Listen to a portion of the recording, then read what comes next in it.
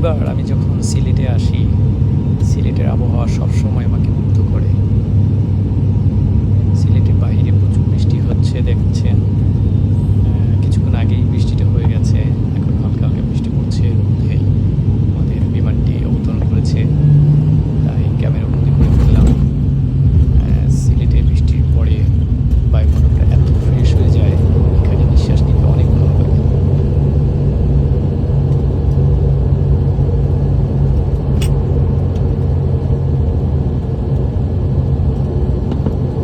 ভদ্রমহিলা ও মহোদয়গণ, ওসমানী আন্তর্জাতিক বিমানবন্দর সিলেটে আপনাদের স্বাগত জানাচ্ছি।